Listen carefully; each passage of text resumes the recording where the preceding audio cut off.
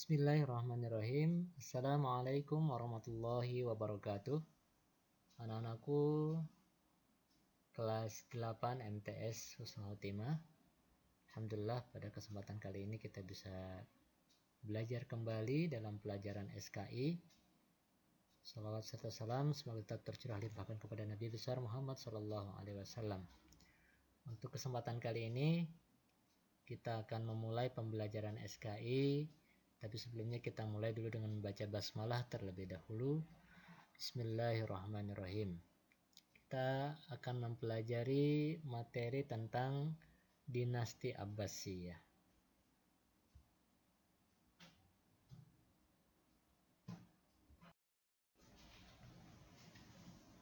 Untuk materi dinasti Abbasiyah, adapun standar kompetensi yang akan kita pelajari yaitu untuk memahami perkembangan masyarakat Islam pada masa dinasti Bani Abbasiyah.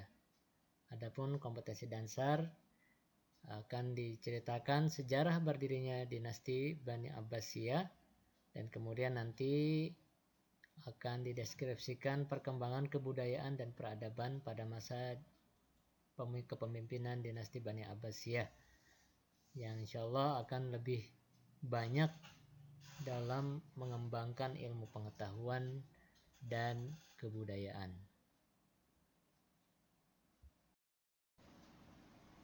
Adapun indikator-indikator yang akan dipelajari pada materi berdirinya dinasti Bani Abbasiyah ini diantaranya adalah menjelaskan sejarah berdirinya dinasti Bani Abbasiyah, menyebutkan proses terbentuknya sejarah dinasti Bani Abbasiyah, menampilkan tokoh-tokoh yang berperan, dan mengidentifikasi faktor pendukung sejarah berdirinya dinasti Bani Abbasiyah.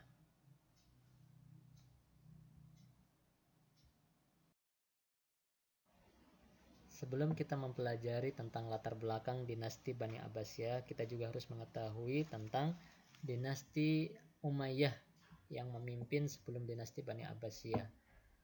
Walaupun nanti kita akan mempelajari beberapa kekurangan dari dinasti Bani Umayyah, tetapi kita juga harus mengetahui bahwa dinasti Bani Umayyah yang merupakan kelanjutan dari kepemimpinan Khulafaur Rasyidin sebelumnya memiliki berbagai prestasi. Di antaranya adalah tersebarnya Islam di berbagai wilayah di dunia, masuk ke wilayah Asia, kemudian ke wilayah Afrika, bahkan juga sampai menuju hampir ke wilayah Eropa, seperti itu.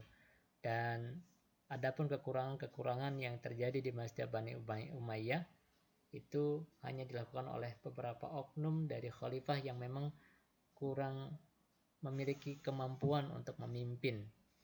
Tapi perlu kita pahami bahwa kepemimpinan dinasti Bani Umayyah tetap memiliki peranan penting dalam tegaknya pemerintahan Islam di dunia ini. Adapun latar belakang berdirinya dinasti Bani Abbasiyah, kita ketahui bahwa dinasti Bani Abbasiyah merupakan kelanjutan dari dinasti Umayyah yang didirikan oleh keturunan Abbas bin Abdul Muthalib yang merupakan paman Rasulullah dari keturunan Bani Hashim.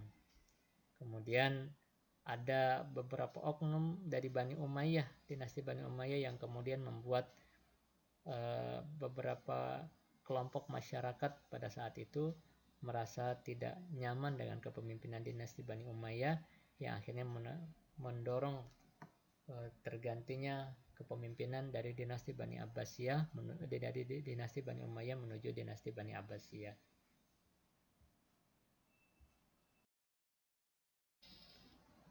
Berikut kita pelajari tentang latar belakang berdirinya dinasti Bani Abbasiyah, di mana ini bermula dari kesalahan dinasti Bani Umayyah. Ya, beberapa oknum dari pemerintahan kekhilafahan dinasti Bani Umayyah melakukan kesalahan, di antaranya menganak emaskan atau mengistimewakan bangsa Arab atas bangsa lainnya, di mana sebenarnya Islam di masa Bani Umayyah sudah menyebar tidak hanya bagi orang-orang Arab tetapi orang-orang non-Arab yang dikenal dengan orang-orang Mawali. Kemudian ada perseteruan antara golongan Arab Utara dan Arab Selatan, ya, yang kemudian menuduh kepemimpinan dinasti Bani Umayyah memihak salah satu dari dua kelompok tersebut. Kemudian tuduhan bahwa dinasti Bani Umayyah telah melanggar amul jamaah, kesepakatan antara Ali yang keturunan Ali yang kemudian menyerahkan kepemimpinan kepada Muawiyah, ya. Dan yang kemudian di situ sahabat Hasan atau cucu dari Rasulullah SAW menyerahkan kepemimpinan kepada Muawiyah dengan syarat bahwa kepemimpinan akan dilanjutkan dan diberikan kepada umat Islam untuk memusyawarahkan pemimpin selanjutnya setelah Muawiyah bin Abi Sufyan.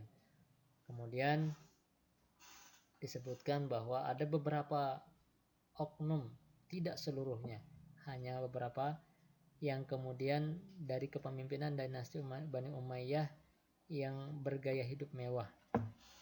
Namun sekali lagi itu tidak semuanya, hanya beberapa khalifah saja yang kemudian akhirnya melakukan gaya hidup mewah dan tidak mempedulikan rakyatnya.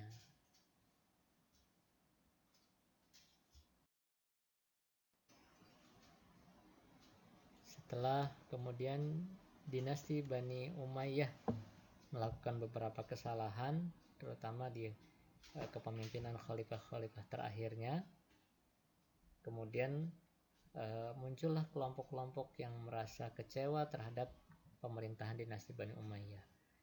Kelompok-kelompok tersebut adalah yang pertama kelompok Muslim non-Arab yang dikenal dengan Mawali, ya, yang memprotes kedudukan mereka sebagai warga kelas 2 di bawah warga Muslim Arab. Kemudian ada kelompok Syiah dan Khawarij, ya, yang menganggap pemerintahan dinasti Bani Umayyah telah merampas kekhilafahan, ya. Kemudian kelompok Muslim Arab di Mekah, Madinah, dan Irak, ya, karena memang pemerintahan dinasti Bani Umayyah berposisi di Damaskus, ya. Damaskus itu adalah wilayah Syam. Nah, wilayah Syam itu dulunya adalah pemerintahan Romawi. Maka tidak heran beberapa pemimpin dinasti Bani Umayyah yang kemudian ada yang kemudian mengikuti gaya-gaya pemimpin Romawi, karena memang mereka berada di wilayah bekas wilayah Romawi, yaitu di wilayah Syam. Kelompok Muslim yang saleh, ya, baik Arab maupun non-Arab yang menganggap keluarga dinasti Bani Umayyah bergaya hidup mewah jauh dari ajaran Islam pun merasa kecewa terhadap kepemimpinan beberapa khalifah terakhir di masa dinasti Bani Umayyah. Inilah 4 kelompok yang kemudian nanti menjadi kelompok-kelompok yang kemudian berusaha untuk menggulingkan pemerintahan dinasti Bani Umayyah yang sudah barang tentu mereka tidak bergerak sendiri, tetapi kemudian ada yang menggerakkan mereka. Nah, inilah kemudian ada beberapa penggerak yang kemudian memanfaatkan 4 kelompok tersebut untuk kemudian menggulingkan dinasti Bani Umayyah dan menggantikannya dengan pemerintahan dinasti Bani Abbasiyah. Nah, itulah beberapa pelajaran, ya, tentang dinasti Bani Umayyah yang runtuh.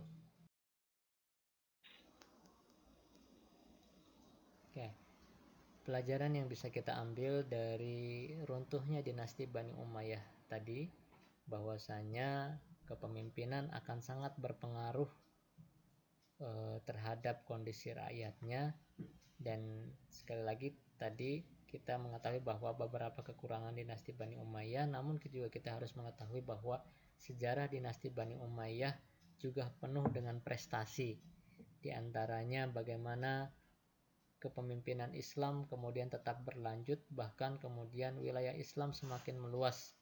Tidak hanya di wilayah Jazirah Arab saja, tetapi kemudian sampai ke wilayah benua Afrika, sampai kemudian Asia, bahkan kemudian masuk ke wilayah Eropa. Itu dimulai di zamannya Bani Umayyah, melanjutkan ke perluasan wilayah di zamannya Khulafaur Rasyidin di masa Umar, terutama Umar bin Khattab.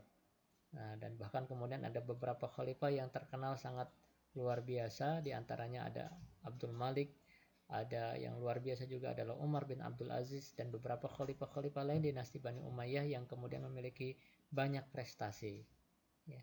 Dan ketika pun pemerintahan itu dipegang oleh orang-orang yang tidak layak, tidak amanah, maka kemudian terjadilah kekecewaan tersebut yang memunculkan beberapa kelompok yang merasa kecewa terhadap pemerintahan dinasti Bani Umayyah dan kemudian mendorong berdirinya dinasti Bani Abbasiyah. Jadi yang terpenting kita mengakui bahwa kepemimpinan Islam masih lebih baik, ya, ketika Islam menguasai dunia siapapun pemimpinnya, karena selama itu pemimpin yang kemudian menjadi khalifah tetap menjadi pemersatu Islam di dunia. Nah, walaupun memang sisi kurangnya adalah khalifah-khalifah yang tidak layak tersebut yang kemudian membuat rakyat menjadi merasa kecewa karena mereka mendapatkan ketidakadilan. Demikian pembelajaran kita. Nanti akan ada soal-soal yang bisa antum kerjakan, dan kalau nanti ada diskusi kita akan lanjutkan di Zoom meeting. Terima kasih. Bila taufiq wal hidayah. Assalamualaikum warahmatullahi wabarakatuh.